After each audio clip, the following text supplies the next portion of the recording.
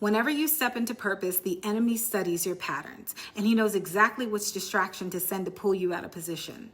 But the question is, do you recognize them?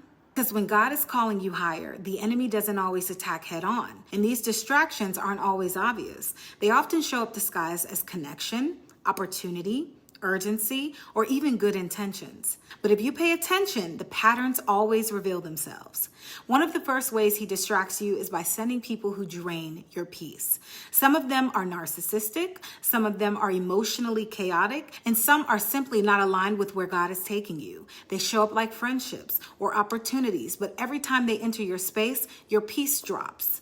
And the moment your peace drops, your discernment drops. Scripture reminds us in 1 Corinthians chapter 14:33 that God is never the author of confusion. So when confusion becomes the atmosphere, something else is influencing the room. And once your peace is weakened, the enemy moves to the next distraction: counterfeit assignments. These are the doors that look God sent, but quietly pull you off course.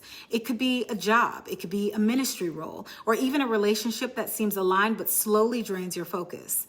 See, the enemy doesn't need you to fail. He just needs you to get busy in the wrong direction. 2 Corinthians chapter 11 verse 3 warns us about being led away from the simplicity of Christ. And counterfeits thrive wherever we're overextended and under-discerned. And the moment you start sensing that something is off, he reaches for your past. Old wounds, old cycles, old memories, anything to pull you back into the version of yourself that God already delivered you from. And if it suddenly resurfaces, it's not nostalgia, it's an assignment. God says in Isaiah chapter 43, verse 18 through 19, not to dwell on the former things because he's doing something new. So whenever the old tries to reattach itself, it's because the new is closer than you think. And when that doesn't work, the enemy sends noise. Mental noise, emotional noise, social noise, and especially people who thrive off of chaos. See, narcissists love noise because a noisy mind can't receive clear instruction. But God says, be still and know that I am God.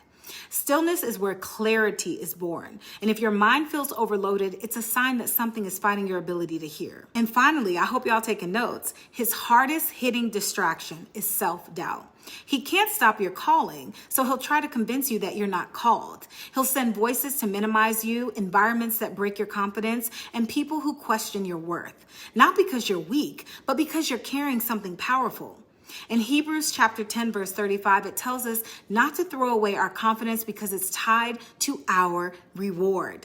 Doubt is spiritual warfare in disguise. So listen closely. Distractions are assignments, and they're not sent by God. Some are loud, some are subtle, and some come wrapped in what looks like love or opportunity. And once you start to recognize them, you stop falling for them, because clarity is spiritual protection and discernment is survival. And peace will always be your confirmation. If this spoke to you, I want you to hit the link in my description to join the Bloom Tribe. This is a community of women who are healing, who are growing in discernment, and who are learning to walk in clarity after narcissistic abuse. And while you're there, I want you to download the Narcissist Playbook so that you can spot these tactics early and know exactly who to distance yourself from. I love you guys.